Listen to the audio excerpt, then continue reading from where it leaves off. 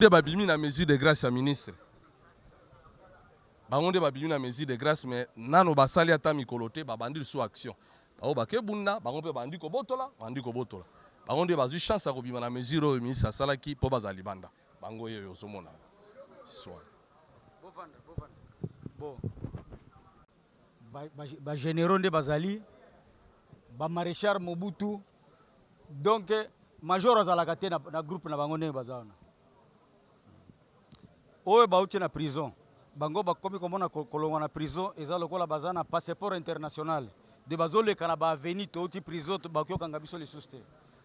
Or biso tozalaka na baconsigne ya bakonzi meme le général Oleko abanda koyebisa biso soki bokangi moto ya bacomportement ya boye ake prison soki abimi ase corrige te bokangi ye lisusu asali lisusu mabe bokangi ye bozongisa ye na prison.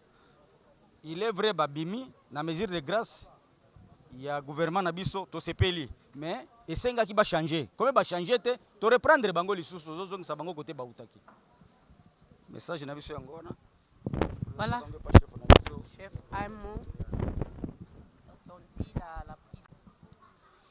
En tout cas madame merci mais c'est triste parce que le ministre Mutamba a fait preuve d'humanisme. Par condition en prison, c'est difficile. Bango va vivre en haut. Bimi, quitter bango blanc-seing pour recommencer que ça là, bozoba.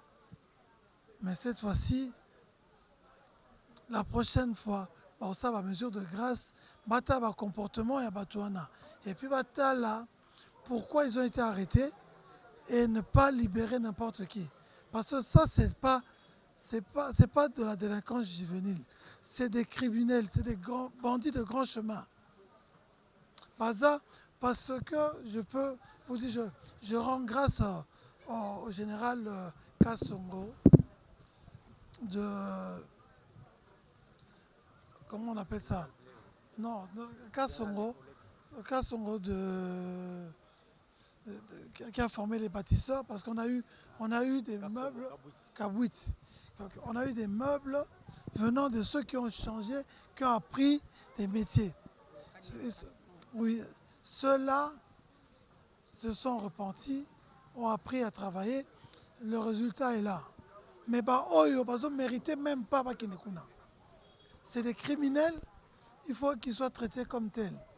Quand ils ont libéré les criminels sous sobriété, il faut battre la baka nini. Déjà ce qui justice et tina bango na kane meka société, c'est parce que bango a mérité en côté. Donc il y a des gens qui étaient en prison par erreur, bango ne baraki na droit obima. Bao ezaki erreur té. Donc la prochaine fois, battre la bak dossier moko na moko avant obimisa. Parce que oyo boye ezako ko sala biso pasi to na kimia bango depuis babimi balamusi kikuluno esila kikutu. Donc yango na osenga mbalo so bakei bazonga susu te. Ba condamné bake Apparemment balobi ke bazo kota prison. oyo akena na 28 akena na 28 plénants dossier athée. Mais babimi quand même. Abakati il a 5 ans en justice. C'est qu'il y avait un dossier. Mabimi. La plupart du cas, aujourd'hui, les autres ne sont pas si. Et ça, certaines personnes en auditorat. Ça va dossier na bango, ça en sorte que couvre bango. On a même parfois, on est même attaqué ici par les gens de l'auditorat qui les libèrent. Depuis le 15 février, moi dans ma commune, j'avais décrété que vendre, acheter ou posséder une machette est considéré comme illégal. Parce que c'est une arme blanche. J'ai fait ce décret-là qui existe. Vous pouvez avoir des copies si vous voulez. Dans ma commune, posséder, se balader avec une arme blanche est considéré comme un crime déjà. Parce qu'on ne peut pas tokanga bateau, mais laisser en vente libre et loko eza arme na bango ya prédilection beaucoup tala baza ba arme na bango. Il faut à un moment donné tous à conséquent, tous à mesure qu'on empêche bateau basala. Au moins nous tous les canards arme na nzela. Bon hôtel misaï. Mais sauf dans les canards machette, il faut ça la qualité, il y a aux la machette. Ah ça a permis autorisation moko za machette aza na ngote bokangi même soit ça l'infraction parce que yango déjà na ngaba eza infraction. Ça c'est ce que nous avons décidé pour combattre ce fléau. C'est vraiment un fléau. On perd beaucoup d'énergie, beaucoup de temps à s'occuper de makambo belé to ko sala aide à la population moi tout ça la ngozate tout ça presque police mobimba. Jour et nuit, ça la gamme ça là, oyo kokanga bango. Merci. L'identité territoriale Yangaba, ba jeune oyo bakata singa. Baboya Bible, bapasola Bible. Pour un comportement na bango ya mabe. Majorité na bango baza ba garçon ya makala. Nde bazoya kosala bagafe na bango wana ngaba.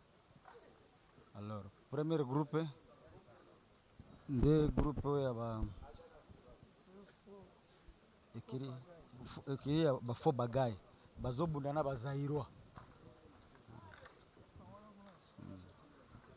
Nde bangoyo. Kombo na ye kombo na yaka nani? Grand abino ya oyo bakataki bakate gouverneur sans mandat. Oye mandat nesila. Bayaki matanga na ngaba bakati vie na bango gouverneur sans mandat. Tango bakati abi makila na ngoko ne pamba te nde akei azui ba faux pagaille. Ba faux pagaille na tour na bango bazui ekiri ba benga ba king show.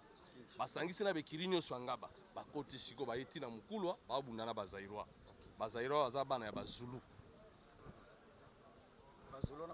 Bazulu bazaka na biso na ngaba na quartier mukulwa kaka. Do bazobunda bana makala na bana quartier mukulwa. Est-ce que vous voyez là qui moi c'est Oba wela ki mwasi oyo bangoye